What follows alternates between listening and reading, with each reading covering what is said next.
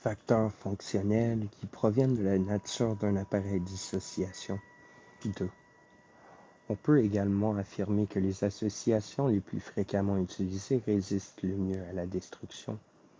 À cela se rapporte le fait que les malades atteints d'agraphie peuvent tout au plus écrire leur nom, comme nombreux sont les illettrés qui ne peuvent écrire que leur nom. Par contre, chez des malades atteints d'aphasie motrice, la conservation du nom propre n'apparaît pas et ne doit pas être espérée, puisque nous prononçons si rarement notre nom. Cette thèse éclaire également, de façon frappante, l'influence de la profession. Ainsi, j'emprunte à Hamon l'observation d'un capitaine de vaisseau qui, atteint d'aphasie asymbolique, désignait tous les objets par des noms empruntés au monde naval.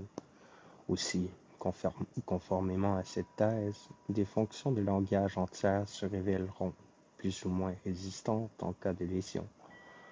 À propos du cas de l'avocat, observé par Marcy, malade aphasique dont la capacité d'écrire sous dictée était singulièrement peu altérée, je suis tenté, avec l'auteur, d'attribuer ce fait à l'entraînement auquel ces opérations étaient soumises, du fait du recueil des informations.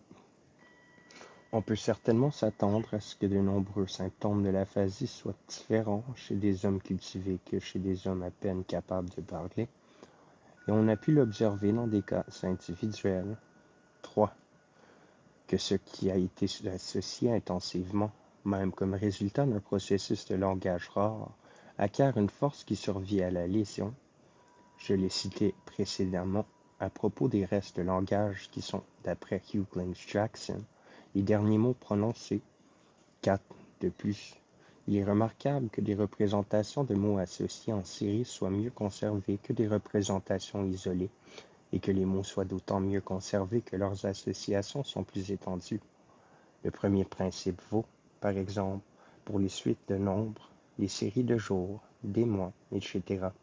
Le malade de Grashey ne pouvait pas donner directement un chiffre demandé, mais pour y arriver, comptait alors depuis le début de la série jusqu'à ce qu'il ait atteint le chiffre requis. De temps à autre, un malade peut réciter toute la série d'associations, mais non un de ces chaînons particuliers. Kussmaul en a fourni de nombreux exemples. Il peut même arriver que des personnes incapables de produire spontanément un mot puissent chanter le texte entier d'une chanson. En cas de trouble du langage par suite d'asymbolie, on remarque clairement que les mots qui se perdent, les premiers, sont ceux qui ont la signification la plus précise, c'est-à-dire des mots qui ne peuvent être découverts que par des associations d'objets peu nombreuses et précises. Les noms propres sont déjà, dans le cas d'amnésie physiologique, oubliés les premiers. Dans le cas d'asymbolie, ce sont d'abord les substantifs, ensuite les adjectifs et les verbes qui manquent. 6. Les influences de la fatigue en cas de processus associatif prolongé, de la durée diminuée des impressions sensorielles, de l'attention fluctuante ou instable, sont des facteurs qui interviennent également de façon frappante en cas de trouble du langage, mais qui ne nécessitent pas de preuves particulières. La plupart des facteurs rassemblés ici résultent des propriétés générales d'un appareil organisé pour l'association et sont valables d'une façon semblable pour les opérations d'autres aires corticales dans des conditions pathologiques. Peut-être la perte de la mémoire tout entière, ainsi que celle de toutes les associations corticales jusqu'à une époque précoce définie, que l'on peut observer occasionnellement à la suite d'un traumatisme crânien, sont-elles la contrepartie la plus frappante de l'involution des arrangements dans l'ère du langage?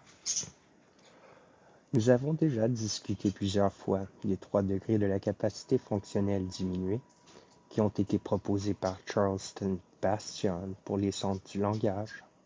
Nous pouvons les accepter, même en faisant abstraction des centres du langage au sens physiologique, et ce parce que nous affirmons que les parties optiques, acoustiques et kinesthésiques de l'appareil du langage seraient encore capables de rendement sous telle ou telle condition. De plus, nous ne voulons toujours pas perdre de vue que les modifications de Bastion sont principalement valables pour des lésions qui ne sont pas d'une nature tout à fait destructrice, et qui sont en l'occurrence nos centres. En effet, lorsque la lésion n'atteint pas tous les éléments du langage issus d'une même origine, comme c'est le cas lorsqu'elle est située au point nodaux, la fonction du tissu nerveux resté intact remplacera celle du tissu endommagé et en couvrira le déficit. Derrière une telle affirmation se trouve évidemment l'idée qu'une simple fibre ou cellule nerveuse ne peut servir à une unique opération associative du langage, mais qu'il s'agit là d'une situation bien plus compliquée.